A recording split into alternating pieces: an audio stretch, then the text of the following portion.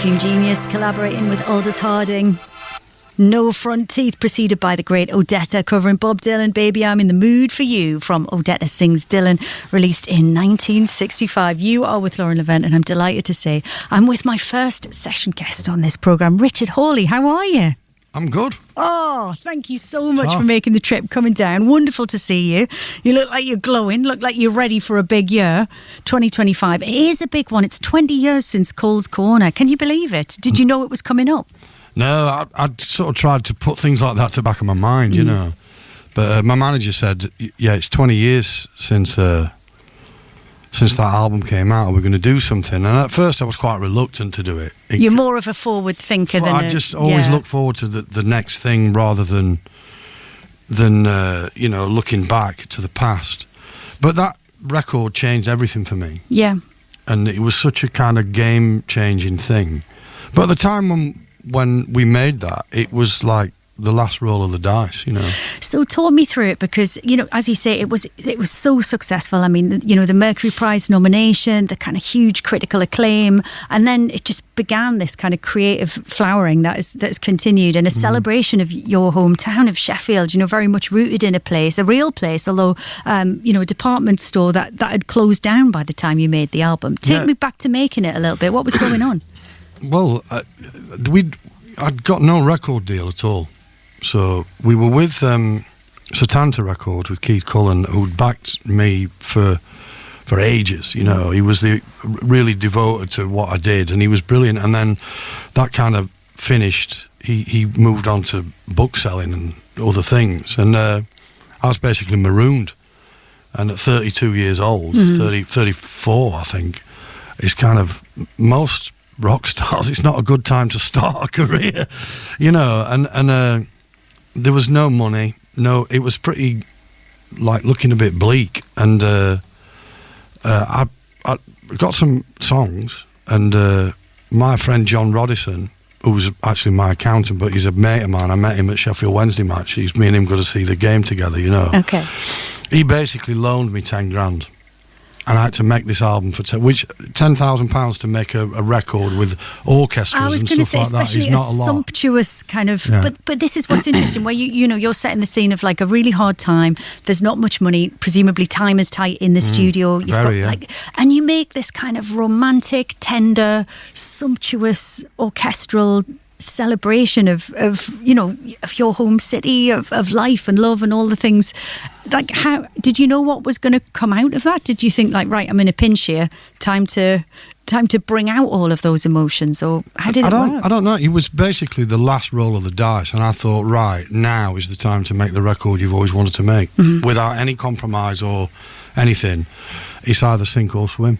So anyway, that kind of thing was I thought, well, if there's any record that I've made that was going to be commemorated in any way, because I'm still writing new stuff all the time. Of course, yeah. And we're not going to make a big hoo-ha. It's not going to be a tour that's going to go on for a year and all that. It's just going to be a few concerts in September that'll be announced soon. And the way that we want to do that is that each gig is going to be something really unique and special. So it's not just going to be like on the gig circuit. Okay. Each thing is going to be all over the country in quite odd places. Well, not odd, they're fantastic places, but sorry, I didn't mean to be insulting. So when but not off the beaten track kind of thing, not the usual circuit. Yeah, when they announce the places, is that I'm not saying that it's weird or anything. No, is that it's off the beaten track, but it's going to cover a lot of the country, and we're going to play the album and then play some other stuff as well. It's not complicated, but yeah, it's just. It is a record that completely changed everything for me, you know. And then getting that Mercury Music thing at the time, and of course what Alex said. Well, the Arctic Monkeys won it, but Alex Turner gets up and says, "Somebody call the police. Richard Hawley's been robbed." That was their speech. Somebody called 999, and then he just walked off, you know. And that was great for me because it was like winning it without winning it. Yeah. And that grabbed a lot of attention. But it meant that I could go to the bar, but Al had to do all the interviews. I went to the bar and they had to do all the work. Yeah, so, perfect. Yeah. And of course, it was this celebration of Sheffield artists too, and that's continued in your work. And on that note, I have to ask about Standing at the Sky's Edge. You know, this extraordinary success, this live show that played was live in Sheffield. I saw it down here at the National in London. Like multi-award winning. You went to the launch night, didn't you? I did, which was just. Thank you for that. There's a joke about Greg Dyke in it, the former DG of the BBC, and he was sitting in front of us and laughed. So I can now report back that he liked that found gag. It funny. He liked that gag, yeah. So I mean, tell me about that experience of seeing that on stage, seeing your songs come to life in that way.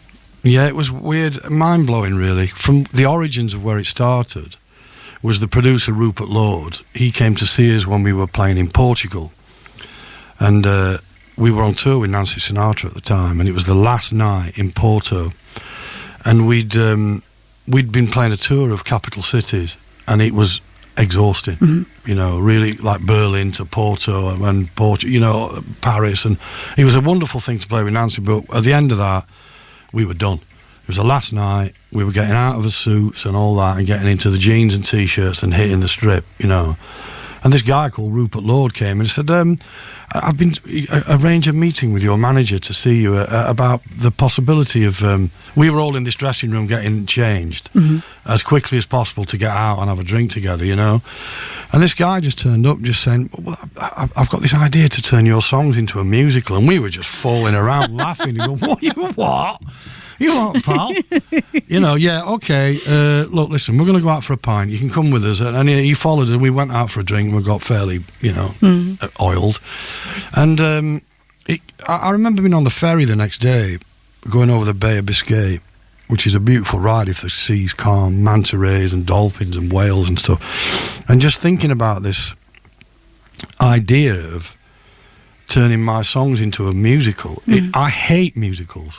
With a passion, and it just made me think, well, this is so wildly out of my comfort zone that it's the opposite end of everything that I've ever wanted to do in my life. I just thought, let's do it. Got to do it. And thank goodness that you did. I mean, the most beautiful, heartbreaking, glorious kind of another hymn to the city, another hymn to Sheffield, really, a completely different take on it. But the thing is about writing music is that if you write about things that you've got some authority on, you've lived it and experienced it. And I come from the poor end of Sheffield, the north side, one of the many poor districts. In the north of the city, I'm a steelworker's son, lived through all that sort of period of time with the mines and all that, and I've been involved in music since playing live since I was 14. What else am I going to write about?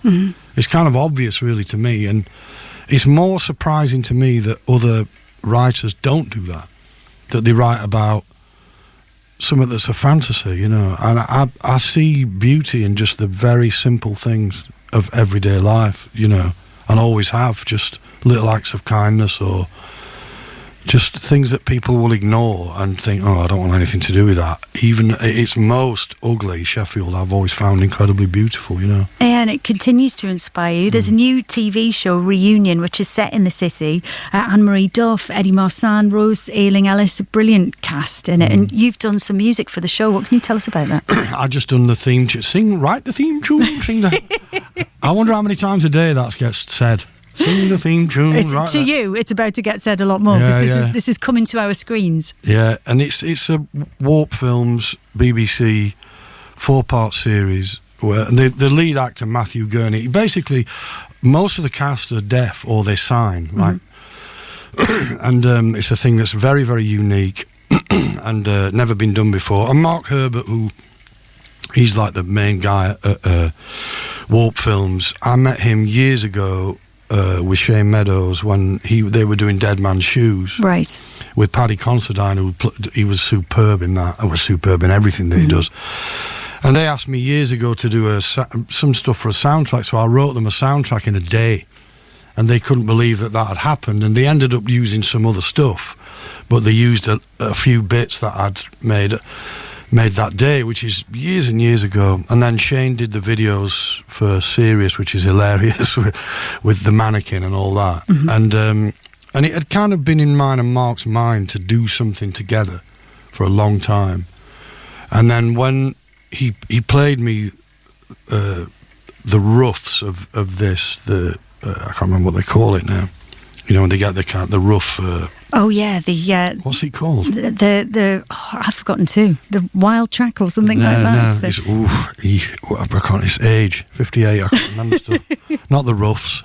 It's anyway, you know that they've got their footage, but it isn't cut yet. It's not cut all that. So anyway, and I saw a bit of that, and we went to the pub, and he described what it was about in about 2 minutes. And I went to the office the next day, and they kind of discussed what it was about. I met Luke, the director, who was a great talent, Luke Snelling, and just went through the ideas that they'd got and the basic synopsis of it. And I just went outside for a cigarette, which, by the way, I've given up smoking. Oh, congratulations. That's the big news for me. 6 weeks, right? 6 weeks. All this other stuff is kind of neither here nor there. But for me, the big thing is I have got a future where I might not be on a Zimmer frame and an oxygen mask, you know. Well, if you can do it, you were on 40 a day, weren't you? 40 a day, and I've gone to that to nothing. And anyway, so, well done, you. So at that point in time, I went outside for a cigarette and a think, and then I'd got the song. Because it was, the title of the song is called No One to Sign My Name. Because this guy, Matthew Gurney, the character that he plays, he's in prison for 10 years and no one can sign. No one can speak sign language. So he can't talk to them. And he's not only isolated because he's deaf, he's isolated because he can't communicate or be communicated with. And I just thought of this idea, this No One to Sign My Name, and that was it. Oh, I've remembered the word, rushes. Rushes, thank you. There you go. There you go. It's between you being your age and me and the perimenopause. Honestly, we got there in the end. Right, listen, Rich, I'm going to let you get ready to play for us after 12. But taking us there, it's our beauty spot at this time every day of the show. So we asked you to pick a track for it. What have you chosen and why? It's a really old track off a duo called Santa and Johnny from the 50s. They had a big hit with a track called Sleepwalk, which everyone from Jeff Beck to Brian Setz from the Stray Cats, and so many people have covered this song. It's an instrumental on a Hawaiian guitar, and I'm obsessed with them completely, and I've actually up to date got 52 albums by them. And they used to play on cruise ships, and then when they docked, they'd record an album. So you've got 52 different albums by them? Wow, okay. And they used to dock in various countries off these after the hits had kind of dried up. And they'd record. There's a Hawaiian album. There's one from Romania. There's all over the world. You know, Baltic Sea and all kinds of stuff. And this is from a Hawaiian. It's called Hawaii. This album, and most of it is really, really cheesy. But this is an incredibly beautiful piece of music, just called Reflections. And I thought, well, maybe this time of day, people might like to just chill out a bit and just listen to this, and it might just for 2 minutes just simmer. Beautiful. Let's hear it.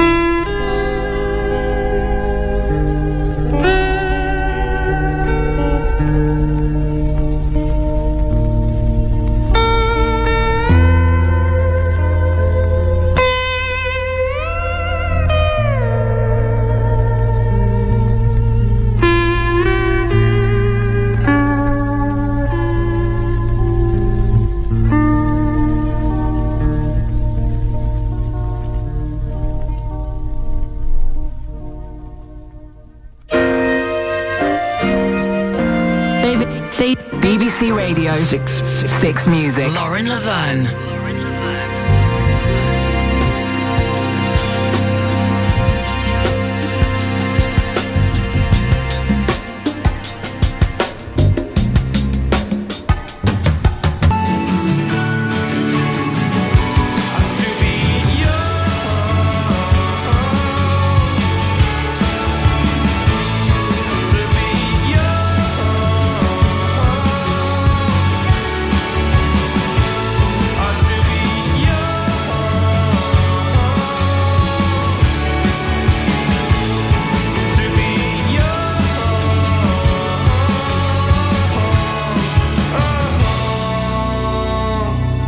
Fontaines DC, and it's amazing to be young. You are with Lauren Laverne, and I'm delighted to say that Richard Hawley is set to perform for us live. Hey Richard, can you hear me?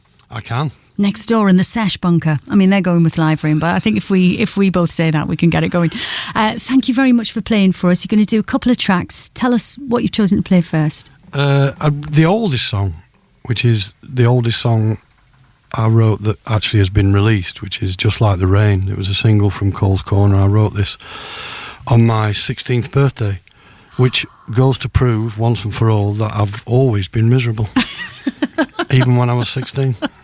Richard Hawley, over to you. Take it away.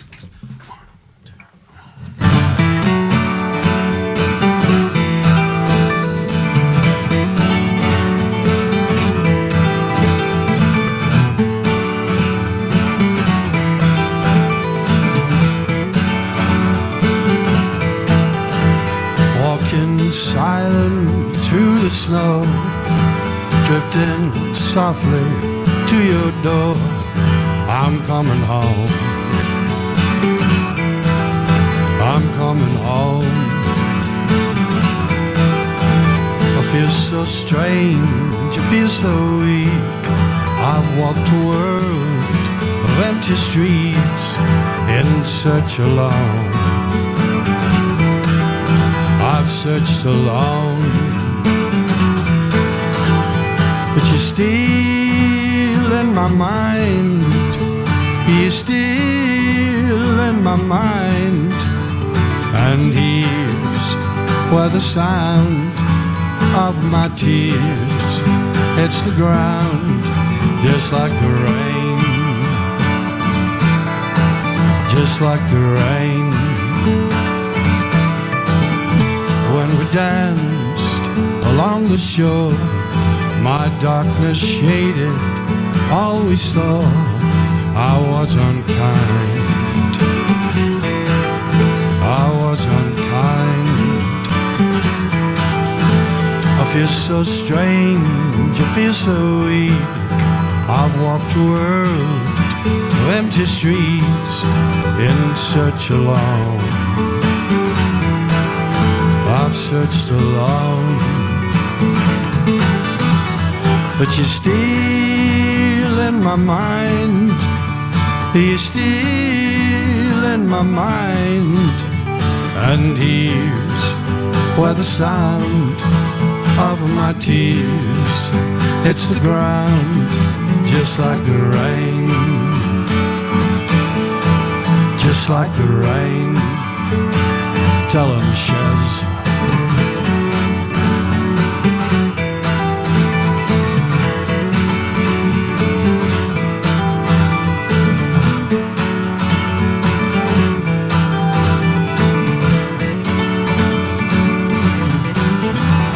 But you're still in my mind.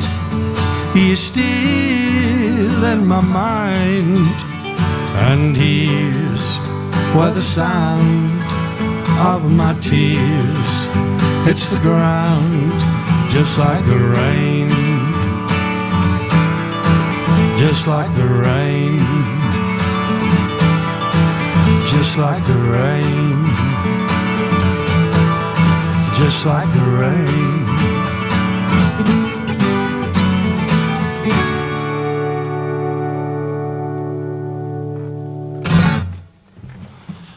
And we're doing another one straight away. And so from the oldest to the newest. So this is kind of literally a couple of weeks old, if that. So we've never played it live, so it might be rubbish. Okay, Chef. This is the theme tune, by the way, to the reunion thing we were discussing the other day.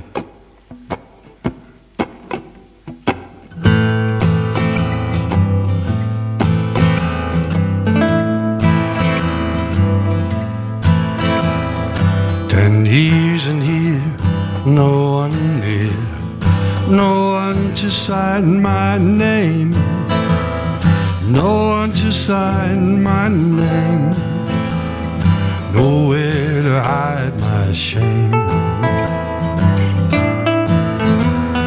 One day soon I'll be forgiven, even though I don't know what I've done. Some say there's no use in trying to be free under the sun. Carly, I know there won't be easy living. You can't lose what's already gone. 10 years that I've been here in prison, I choose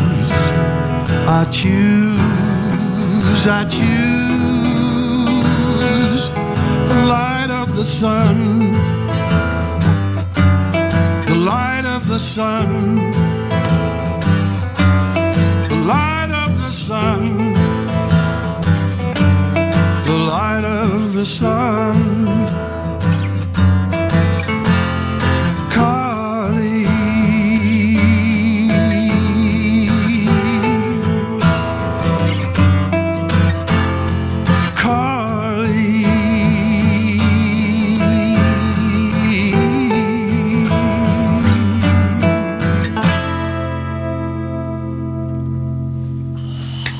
Just love.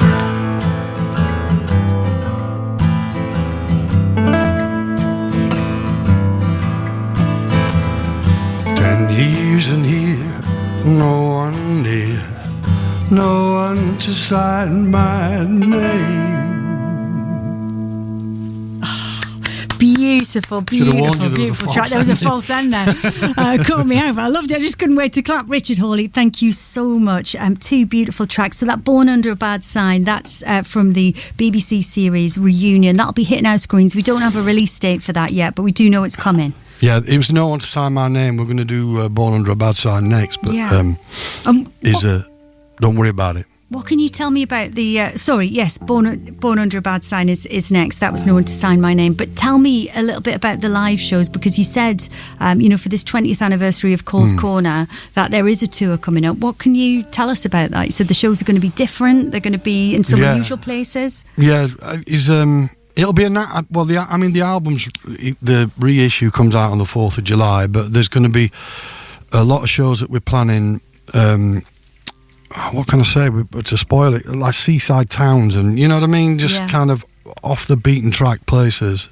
It's I don't want to spoil it, but is the thing to remember is if something comes up online and you want to go and you're interested in what we do, and it's the opposite end of the country, maybe wait until something else is announced, because there might be something just next door. And what's the thinking there? Like, is that to do with like the energy of the album and the kind of ideas behind the album, the world that you're exploring? Yeah, and also to stop us being bored. Fair enough. To play the kind of same old circuit that we've been playing, for years. I've been playing live since I was 14 years old, and I'm 58 years old now. I'm lucky enough to have made it this far physically, and I've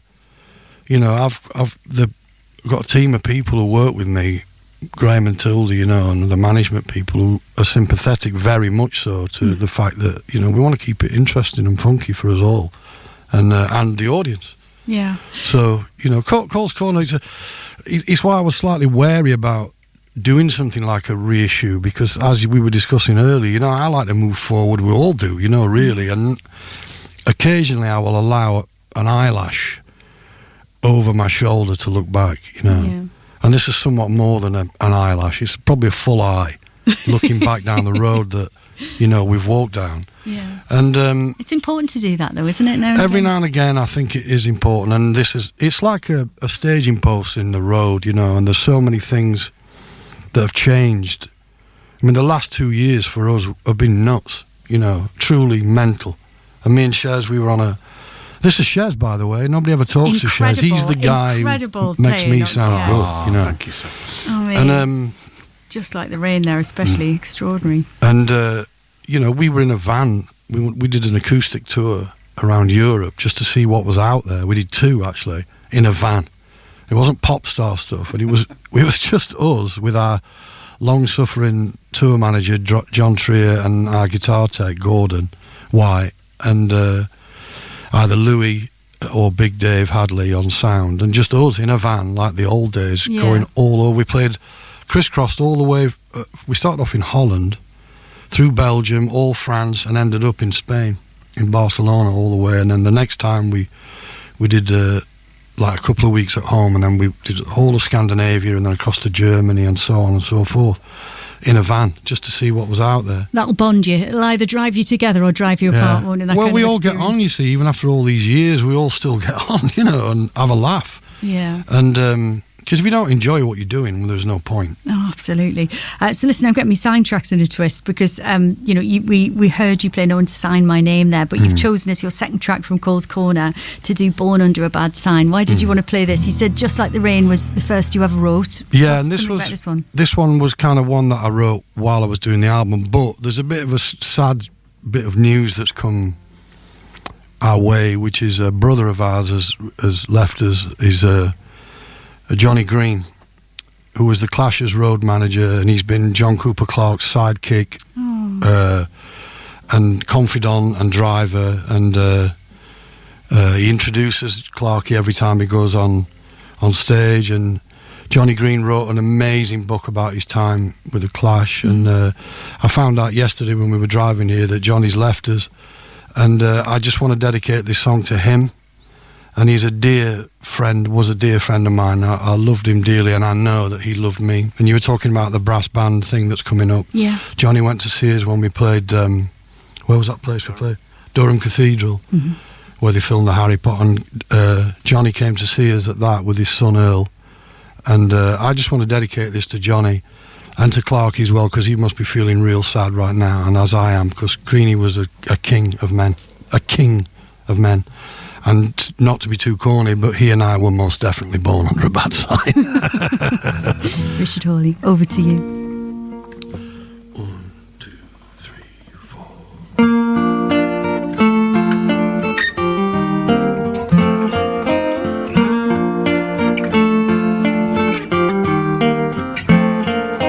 What are you like? You've had a right life, taken a long ride, but oh, what a cost.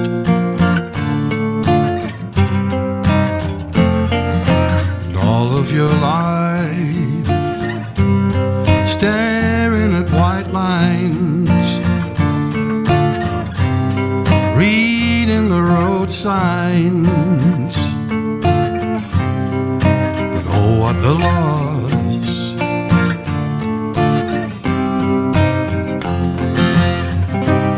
Sleeping late in the afternoon, playing your guitar, born under a bad sign,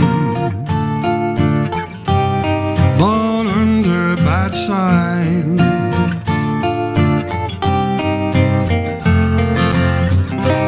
Sleeping late in the afternoon, staying out till dawn, born under a bad sign,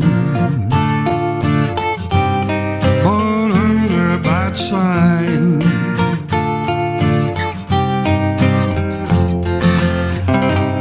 Now you're laying in the afterglow, and there's something that she wants to know. Are you gonna be the one to say you belong to me?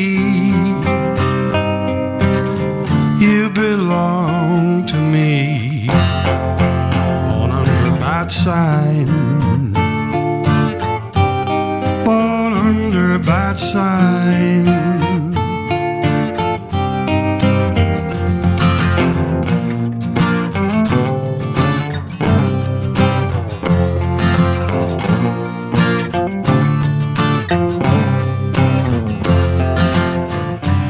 Sleeping late in the afternoon, playing your guitar, born under a bad sign. Born under a bad sign. You've had a right life, born under a bad sign.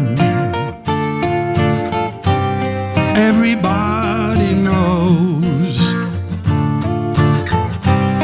Everybody knows. Everybody knows. Born under a bad sign. Born under a bad sign. Absolutely brilliant. Richard Hawley, thank you so much. Born Under a Bad Sign from Cole's Corner. It's going to be a very special celebration. So the tour starts, we know 5th of July at the Museum Gardens in York. That's the first date that I've got on my list here. Wishing you the very best of luck with that and with the reissue. I mean, between now and summer, what does life have in store for you? What's next? Keeping off the cigarettes. Yeah, fingers crossed. Definitely. Well done. I've taken up my weights again as well to combat the concept of putting on too much weight. So I've got to watch out for that. But yeah, just probably I've got loads and loads of ideas for new songs. So me and Shez are going to disappear into Disgrace Lands. Oh, fabulous. She's my cabin shed in the garden, and just finish them off, and then we'll be out on the road again. And call me old-fashioned, just do it until we drop. Sounds perfect. So into the bunker and then emerging fit and healthy for the tour this summer. It, like Dad's Army. Marvellous. Thank you so much for being our first live Pleasure, session. Lauren. Couldn't have asked for better. Always, love. Thank you, darling. Richard Hawley on BBC Six Music. 6. Nick Grimshaw. Good morning. Every weekday morning from 7 on 6 Music. Here with one job only, to start your day with the best music. And the big news is that we have an hour of cloud busting each day. Nothing but brilliant music designed to bust the clouds in your life.